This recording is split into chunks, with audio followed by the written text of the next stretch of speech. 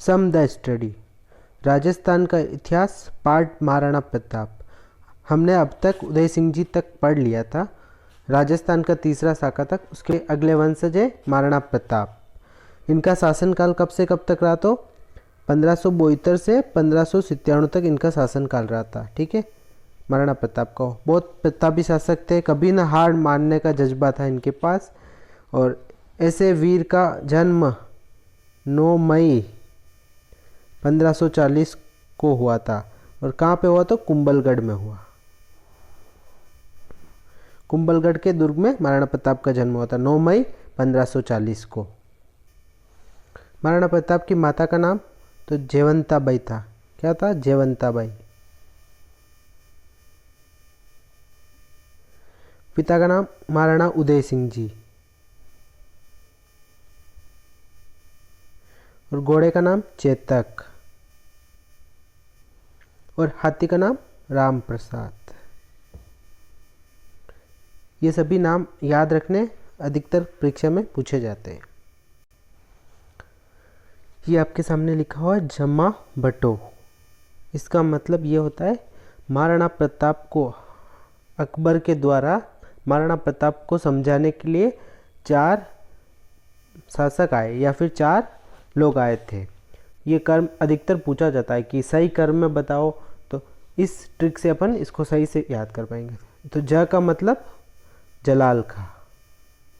जो महाराणा प्रताप को मेवाड़ में समझाने आया था वो जलाल खां था फर्स्ट। दूसरा माँ मतलब मान सिंह। तीसरा भ मतलब भगवंत दास। और लास्ट टो मतलब टोडरमल। 9 रत्नों में से एक थे जो। तो महाराणा प्रताप को जो ये सवाल अक्सर पूछा जाता है कि सीरीज से बताओ, तब इस ट्रिक से याद रखना है जमा भट्टो, जमा भट्टो से।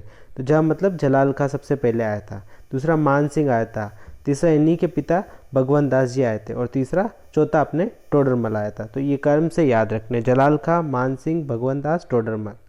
इनके साथ इनके सन भी याद रखने। जैसे जलाल खां कब आए थे? तो 1572 में आए थे। और मान सिंह जी कब आए? तो 1573 में। मान सिंह जी आमेर के शासक है। और भगवंत दास जी 1573 में। इसके अलावा टोडरमल भी 1573 में, यानी एक 1572 में, बाकी तीनों 1573 में आए थे। अब आता है समझाने के बाद अकबर ने, अगर बार बार समझाने के बाद भी महाराणा प्रताप नहीं मान रहे थे, तो इसके लिए अकबर ने एक युद्ध अभियान चलाया था। 18 जून 1576 को ये युद्ध हुआ था। और ये युद्ध कौन सा युद्ध था? तो हल्दी घाटी का युद्ध। हल्दी घाटी का युद्ध। ठीक है, तो हल्दी घाटी के सबसे पहले अपन ये जान लेते हैं कि हल्दी घाटी के युद्ध को और किस किस नामों से जाना जाता है। ठीक है, हल्दी घाटी का युद्ध कब हुआ? तो 18 जून 1576 को हुआ था। इसको और किस नाम से जानते? तो कर्नल जेम्स टोड ने, जिसे राजस्थान इतिहास का जनक भी कहा सकता है, इसको मेवाड़ का थर्मोपली कहा है। मेवाड़ का थर्मोपली। ठीक है, अबुल फजल ने खमनोर का युद्ध, बंदायू ने गोगुंदा का युद्ध। और इसी को बनास का युद्ध, हाथियों का युद्ध, अनिर्णायक युद्ध, रक्त तलाई युद्ध, ये इन सब नामों से भी जाना जाता है। ठीक है, अब युद्ध की बात करते हैं। ये नाम हो गए नाम। कर्नल जेम्स टोड ने मेवाड़ का थर्मोपली, अबुल फजल ने खमनोल का युद्ध, बंदायू ने गोगुंदा का युद्ध, इसके अलावा बनास का युद्ध, हाथियों का युद्ध, अनिर्णायक युद्ध, रक्त तलाई का युद्ध, ये भी कहा जाता है। ठीक है, अब हल्दी घाटी युद्ध के बारे में चर्चा करते हैं।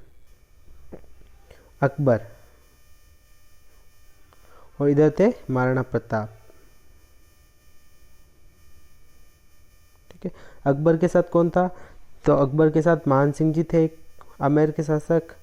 इसके अलावा जगमाल मेवाड़ का राजकुमार, शक्ति सिंह, ये सब इधर थे। इसके अलावा आसफ खां और मेहतर खां भी इनके सेनापति थे। ठीक है, मान सिंह के साथ। और महाराणा प्रताप के साथ हकीम खां सूरी, पठान, पूजा भील, जाला बिद्दा, भामाशाह, ताराचंद, ये सब इनके महाराणा प्रताप के साथ थे। तो महाराणा प्रताप के साथ कौन था?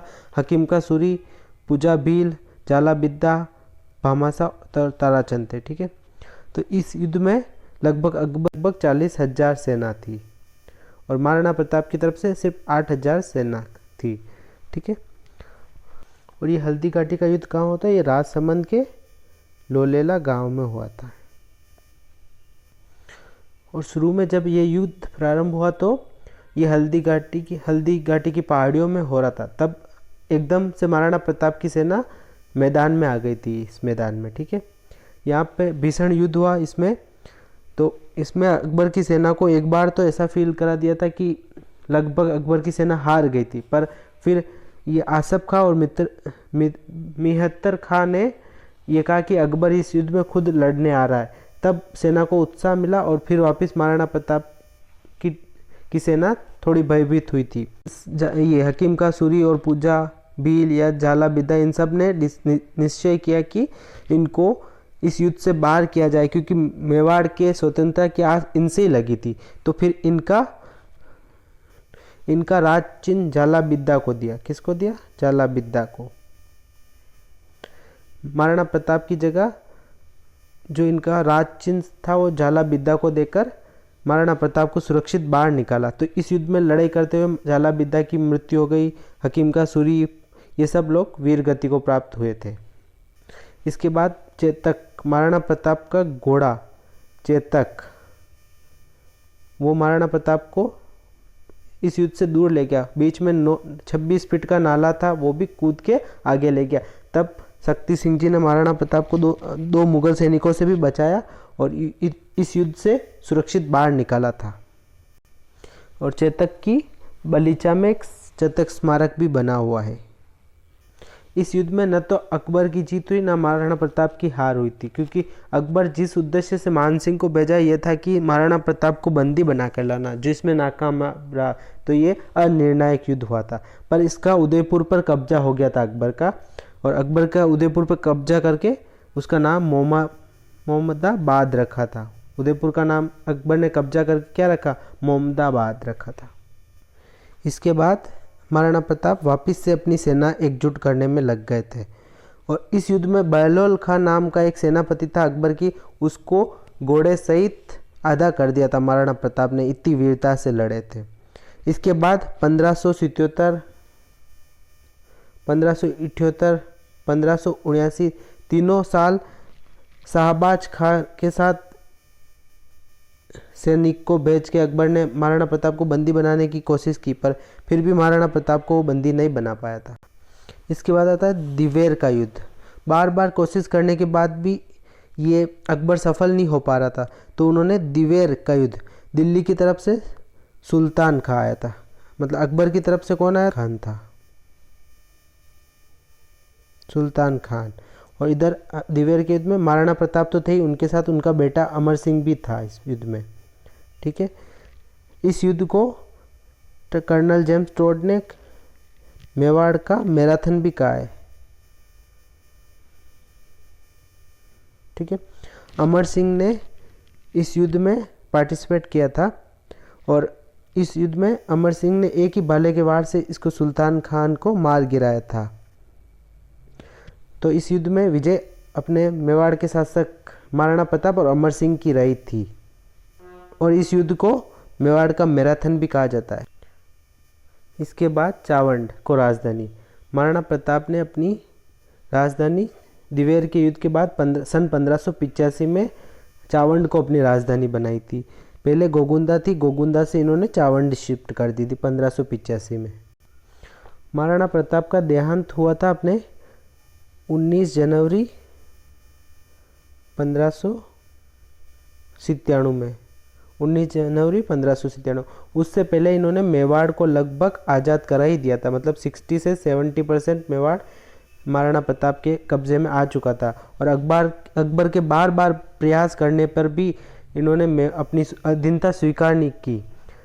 फिर और लगभग अपने 60 से 70% मेवाड़ को फिर से आज़ाद करा दिया था, और इनका देहांत 19 जनवरी 1597 को हुआ था। और ये किस लिए इनका देहांत हुआ? तो तीर कमान खींचते हुए एकदम पेट में कुछ हो गया, उसकी वजह से इनका देहांत हुआ था और इनका अंतिम संस्कार बारडोली में किया गया, बारडोली में। वही इनकी 8 खंभों की छतरी बनी हुई है। ठीक है, ये थी अपने वीर मेवाड़ के वीर महाराणा प्रताप। इसके बाद इनके बेटे अमर सिंह, कर्ण सिंह वगैरह के बारे में नेक्स्ट वीडियो में पढ़ेंगे।